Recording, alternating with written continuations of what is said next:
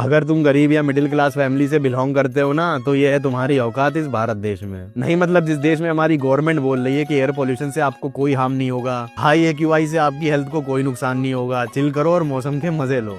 आप भी मौसम का मजा लीजिए। विडंबना देखिए, इस देश में हमारे नेता हमारे ही पैसों से अपने ऑफिस में 15-15 एयर प्योरीफायर लगा के बैठे हैं, और अगर हम लोग एयर प्योरीफायर खरीदने जाएं तो हम लोगों को साफ हवा के लिए जीएसटी अलग से देना पड़ता है। दूसरे देश का बंदा हमारे देश में हमको हमारी औकात दिखा के चला जाता है, कुछ घंटे सांस तक नहीं ले पाया वो हमारे देश में, और तुम लोग उसे ही गालियां देने लगे। नोएडा के एक बच्चे को सर्जरी तक से गुजरना पड़ गया इस टॉक्सिक पॉल्यूशन की वजह से, जहाँ एक 2 कौड़ी का पत्रकार हम लोग को सिखा रहा है कि दिल्ली में पॉल्यूशन अरावली हिल्स की वजह से हो रहा है। इस पत्रकार को 2015 में पद्म भूषण से सम्मानित किया गया था। तालियां बननी चाहिए ऐसे न्यूज एंकर के लिए। अभी तुम्हें और औकात देखनी है तो ये देखो, वडोदरा में हमारे नेताजी एक इवेंट में स्पीच दे रहे थे, एक सिक्योरिटी गार्ड एग्जॉशन की वजह से स्टेज के सामने गिर जाता है, तो हमारे नेताजी इवेंट को रोकने की जगह इवेंट कंटिन्यू रखते हैं, अपनी स्पीच तक नहीं रोकते। हेल्थ मिनिस्टर होके भी उसकी हेल्प करने नहीं आया। जितने भी पॉलिटिशियन बैठे थे कोई भी बंदा उस गार्ड की हेल्प करने नहीं आया। ये है हमारी इज्जत। जहाँ हमारी छोटी छोटी जरूरतें होती है कि रोड अच्छी हो। ये देख लो मानसून में लखनऊ का, लखनऊ गुड़गांव बनने में बस कुछ ही साल दूर है। क्या मतलब रोड अच्छी होंगी तो एक्सीडेंट ज्यादा होंगे? ये एक एमपी का स्टेटमेंट है। जहाँ एक मिडिल क्लास आदमी पैसे जोड़कर सोचता है कि चलो मेस्सी की एक झलक देखने को मिलेगी, वहीं तुम्हारे पैसों से मेस्सी को इंडिया में बुलवाया जाता है, और फोटो खींचना तो बनता ही है ना। पहले नेता फोटो खिंचवाएंगे, फिर उनके साथ वाले फोटो खिंचवाएंगे, फिर उनके रिश्तेदार फोटो खिंचवाएंगे, और फिर बॉडीगार्ड फोटो खिंचवाएंगे, फिर बचा कुचा तुम्हें दिखाया जाएगा। क्या मतलब तुमने 10,000 रुपए खर्च किए थे और तुम्हें मेस्सी देखने तक को नहीं मिला? नहीं मतलब एक आम आदमी की कुछ ही जरूरतें होती है, जैसे कि साफ पानी, साफ हवा, अच्छी रोडें, बिना मिलावटी खाना, और अगर इनमें से कुछ ना मिले तो सवाल करना तो बनता ही है ना। मजा आया और बच्चा पैदा करेगी।